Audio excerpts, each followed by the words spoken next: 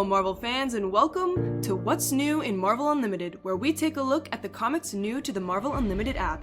As always, there's a great selection of interesting stuff to take a look at. We've done our reading, and now we're here to help you navigate the vast chronicles of comics within the Marvel Unlimited app. Hey there, everybody. Welcome back for another week of What's New in Marvel Unlimited. This week, and every week, my daughter Siena and I get together to read through some comics on Marvel Unlimited and then hang out and visit about them a little bit. So for this week, we're talking about the comics of April 7th to 13th, 2024. So, interesting stuff, not so interesting stuff. A lot of it, I read it, and it was kind of just there. None of it was really that cool. There you go. So it might be a quick week. We'll see how this goes. We do have some numbers though to start out with. What do we have for various titles this week? So we had 22 overall, and 6 of them were Infinity Comics. There were 2 Star Wars. There was 1 Planet of the Apes. And there was 1 reprint, which was Secret Wars, and then 12 that were regular normal ones. And there were 5 first issues. Yep. I would also say not a great week of comics, but there was a bunch of stuff to read and take a look at. So Infinity Comics, actually, that came out, there were a number of them. Infinity Pause, Avengers United 26 and 27 came out during this week, or at least since the last time we talked. Marvel's Voices number 96, Spider-Man Unlimited number 32, and X-Men Unlimited 134. I think that the most interesting of these to me was Marvel's Voices, which started up a new, or is continuing a new storyline with Captain America and Taskmaster and things like that. I read Infinity Pause because I didn't actually realize that it was an Infinity comic, and I opened it and I was like, oh, this isn't what I thought it was. But it was really short. It's kind of like all the other pet ones, like Alligator Loki and Jeff the Shark and like all of those. Yeah. And they were just all together though. So they didn't really have any words, and they were basically just the animals like running around, trying not to die in a fight. All right, it's the big crossover for all of the Marvel the cute animals. So I find those kind of interesting in that they're just very different from everything else that Marvel does. I don't know how those are succeeding on the app, but I know that, like we talked about before, Jeff and some of those have gotten some traction in stores, so probably pretty well, I guess. Outside of that, there were the 2 Star Wars comics. Doesn't sound like you were super excited by them again, but... Well, I don't read them ever, so... Done with the big crossover, the droids crossovers. It's just back to regular stories. And then the 4th and final issue of the Shadows of Starlight series, which was from the High Republic days, wherein we find out yet again that Yoda is just a terrible judge of character, and lots of things he does sort of go wrong. He's just a little guy. He is a little guy. He's just a little guy. He's supposed to be the wisest dude in the world, though, and he just gets tricked all the time, and I don't know. But he's just a silly little green guy. Yes, he is. So anyway, but that finished up. So that would be one of those in BINGEABLE if you're interested in waiting till things are done. There's been a few different series on this. This one just finished up now. Planet of the Apes book, we'll talk about that a little later. And then there was it's not really a reprint, but it's that facsimile edition of Marvel Secret Wars. So if you remember, we talked about last week, there was a comic that's set in between panel 4. Yeah. This is a book from that series. So, of course, you can read Secret Wars in its entirety on the Marvel app, but if you wanted to see the one that's the facsimile, for whatever reason, that came out this week. So outside of that, a number of books. We've got Kid Venom Origins, Captain America, Fantastic Four, Silver Surfer, Rebirth, Legacy. That was the final issue of that one, so that's another one of those that's set back in the past that they just finished up. We've got Thanos, Vengeance of Moon Knight, number 1, Venom, Marvel Zombies, number 4, which ends that series, Rise of Powers of X, number 1 and 2, which actually didn't come out January 3rd, which is when the rest of the books were originally made shelves. It came out a couple weeks later. So they're pushing some of these Powers of X books out a little earlier than we'd have thought. And then there was a Doctor Strange and a Miguel O'Hara Spider-Man 2099. So again, 5 of those: the Miguel O'Hara, the Powers of X, the Vengeance of the Moon Knight, Kid Venom Origins. All of those are number 1s. So Yeah. and the Planet of the Apes as well. So a lot of new stuff, but didn't sound like a ton of it was super exciting to you. What's a book or two that you'd like to do a little bit of visiting about? What's something that interested you this? Like, let's just go to your favorite for the week. What was your book of the week? My favorite was probably actually Planet of the Apes, because I didn't think it was going to be there, so when I saw it, I was like, I didn't know this was like a Marvel thing. Mm-hmm. So I had watched the movie, and if I hadn't watched the movie, I probably would have been very confused. Yep. Because there was a lot of references to the movie, and it's also based in, like, obviously the world of the movie, because it's technically like a prequel to the story in the movie. So if you don't know the movie, it's going to be kind of confusing. Score 1 for Dad. Helping your cultural literacy. I did fall asleep. You did fall asleep during it, but that's the way that goes sometimes. So, nonetheless, yeah, Planet of the Apes has actually been a Marvel property for a long time. They've been adapting those since the 70s. So there was a number of Planet of the Apes series that came out in the early 70s. We've seen them every once in a while, and now they're coming back. These are actually really pretty high quality, at least as far as this comic goes. Pretty high quality stuff. I like the art. The story is interesting. So it features basically all of the main Cornelius and the gang from the original Planet of the Apes movie. So yeah, if you've watched even just the first movie, you're pretty much good to go to understand and enjoy these. Mm-hmm. I had this high on my list for the week too. I actually thought it was a pretty darn good book. So that was fun. Yeah. I've got my old Marvel Planet of the Apes comics if you ever want to read some of those too. Okay. So you're probably not going to do that, are you? You give me a lot of stuff I don't read. I know that. All right. So in any case, so that's what was it about that? I mean, other than the fact that it was something you'd seen the movie of, what do you think it was that made you like that one? I think it was, I don't know, I just thought it was the most interesting out of all of them. In some of the past weeks, it definitely wouldn't have been my favorite. It's just the rest of them were kind of not as interesting. Yeah. There you go. So let's talk about some of those less interesting ones. So Captain America, I know you'd liked the Captain America a couple of weeks ago. We're still dealing with like this demon and all the rest of the stuff. This one just didn't quite hit as hard. I think it's just, there's so many words in them that it's like, it takes up the entire page, and I like looking at the art more, so when there's so many words, it's hard to look at, and I don't like that. Nope.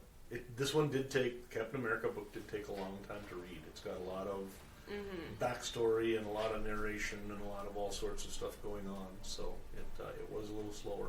And the story is kind of weird. I mean, the idea that it's got a story that exists back in the 40s and in the modern day, I think works pretty well overall, but it also gets a little confusing. And I would kind of rather if they had them separately, because I like them both, but together I'm kind of like, I just don't feel like they connect very much. I don't know what the connection between them is, other than it's the same guy. They connected early better, like in the first couple issues. Yeah, but now he's dealing with a demon, and he's using Doctor Strange to help him, and then his like kid self is fighting Nazis. It doesn't seem to like actually connect at all, and I'm like, just have them separate, because I'm like trying to keep track of two different things. There you go. And then Spider-Man 2099. I thought I was gonna like it more, but since it's a zombie one, I usually like the zombie ones, but they're kind of getting boring because they're all kind of the same thing. And so I would rather it just not be a zombie one, because I do like him, but it's like, and there was also the other zombie one. I liked the zombies in the beginning, like the first one, whichever one had the Daredevil one, I liked that one a lot. But then now they're kind of just the same thing over and over again, and it's kind of like, I'm glad it's done. Because if there was any more, I probably would be very bored. That is the way that goes. I think that's a very good way to put it. Zombies, they can be fun, but one's more fun than 100. Like the first zombie and the third zombie basically have the same personality. and so they get a little old after a while. Because I think that's the same thing with zombie movies. If you have you have to either have really good non-zombie characters or something different about the zombies. Otherwise, it's just kind of nothing. No, I agree entirely. I think that one or two zombie stories will hold you for a long time. So then we've got Moon Knight, Vengeance of the Moon Knight. Did you read that one? Yeah, these are all the ones I read. Okay. Yeah. So, what did you think? I was looking, because it's a #1, I was like, maybe I can get into a Moon Knight one, but now Moon Knight's dead, so I'm kind of like, well, now he's not even there. This is a very strange #1, because I even put on the jumping on points that it's a jumping on point, but not really. Because what happened is, we've got the same writer, the same artist, the same colors, basically everything is the same from Moon Knight #30 to Vengeance of the Moon Knight #1. Except Moon Knight dies in #30, and then Vengeance of the Moon Knight now is about all of his crew, the people who were working with him, trying to essentially find out how there's somebody else who's now taken over the mantle of Moon Knight, and is trying to take his place. The problem is that most of the book uses the same tropes and the same characters and the same storyline that's been going on for 30 issues. Now, I think you'd like these, because I think Reese is a cool character. I think Tiger is a cool character. I think you'd like a lot of the, Vader and a lot of these other characters that are here. But as #1s go, it brings a lot of baggage with it. Yeah. Is the problem. I think it's just kind of weird because I only knew what was happening because you talked about the ones before. Yeah. And I'm like, I understood what was going on, but I was just kind of, I like his character, so I was like, I kind of, for some reason, I knew he was dead, but I kind of thought since it was it's technically a #1, he was going to be not dead, but he is still because it has dead. his name on it, you'd think maybe. And he's on the cover. But essentially, yeah, Vengeance of the Moon Knight is a good book, but it does really depend on your familiarity with the previous Moon Knight stories. So. And then the Thanos one, I'm kind of just reading it because I started #1. I was kind of not excited to read it because he's abducted the entire city of Fresno to find this lady. Yes. And he all these heroes are trying to make sure that he doesn't find her, but then they're not very good at it. Yeah, there's a lot of destruction, a lot of weird stuff going on. Yeah. And I think that sometimes one of the problems with fragmented storyline, the periodical nature of comics, is that it can get a little frustrating because after a couple issues you're like, okay, there's a secret.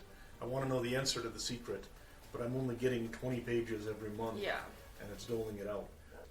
So, I think we all knew who it was, right? But nonetheless, you start to be like, let's just get the story moving on and see what happens. So. Yeah.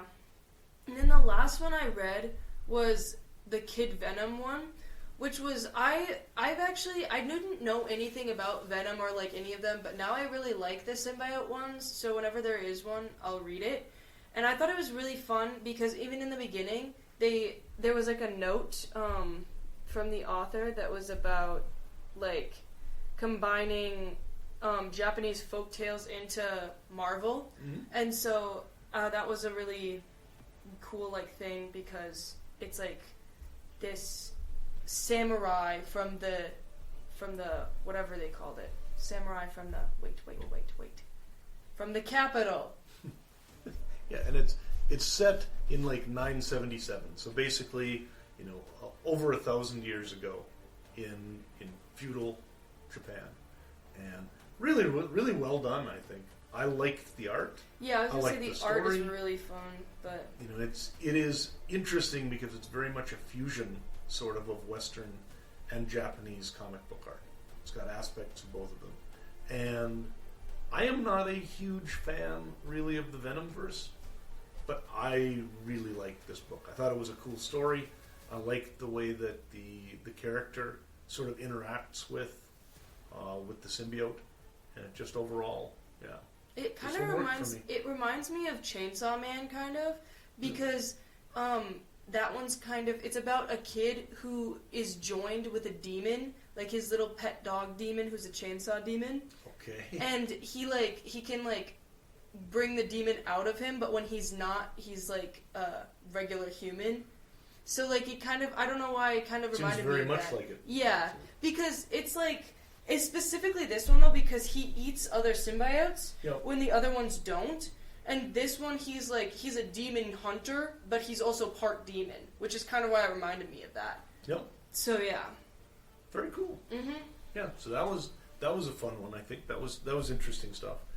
I also read Doctor Strange. It was the last issue of sort of the current part of Doctor Strange, and that one was good. It was, I don't know, not particularly wonderful. It was the two of them chasing a sort of rogue magical baby around a circus. I saw that on the cover. I was like, is there a baby? Did they have a kid? No, they didn't have a kid.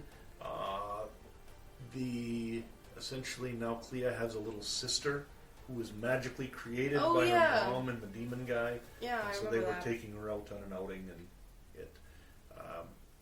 like Jack from The Incredibles. It was very Jack-Jacky. Yes, that's absolutely correct. So, and then there was some stuff going on with the X books.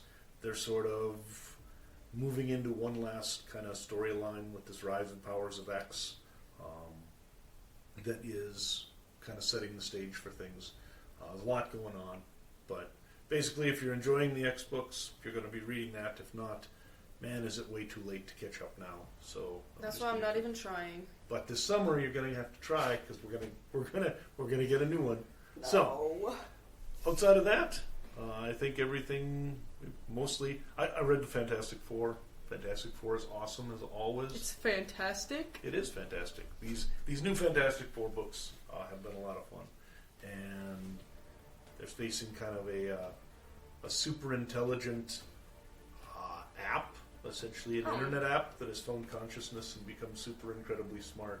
And Reed Richards is trying to communicate with it, partly because it stole the Baxter Building along with their children. Okay. He would like them back.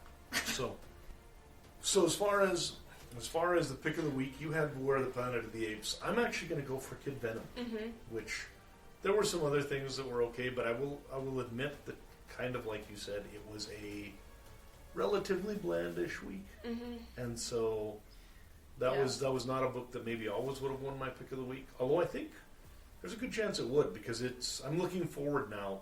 This was actually like Kid Venom #1 prologue, sort of. And there's going to be a new series coming out based on this. I'm looking forward to that series. See, now that I think about it, now that I'm back in the book, I was looking through it again, I do like it a lot more than I remember liking it.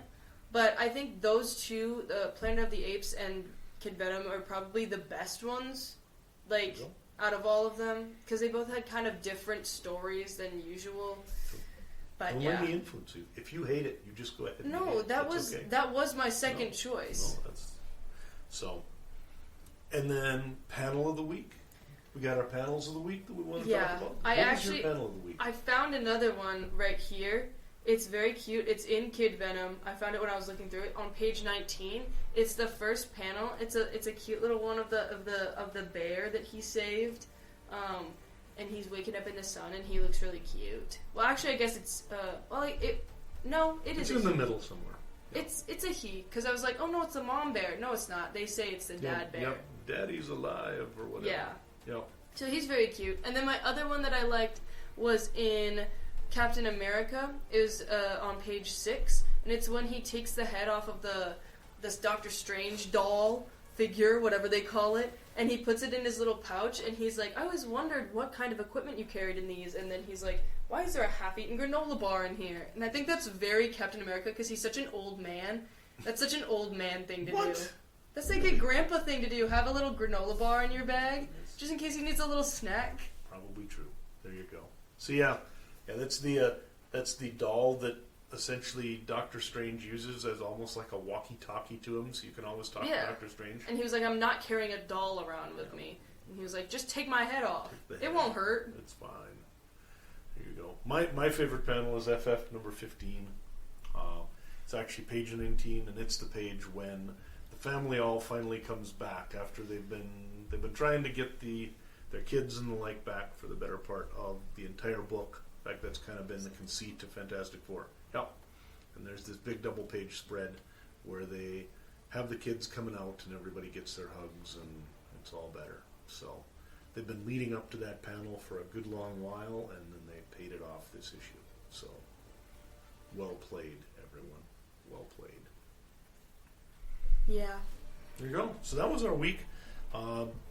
What's interesting, we've been reading comics in the Marvel app here now for 3-4 months, and it seems like you're starting to get to the point where a lot of times early on you're like, yeah, that was good.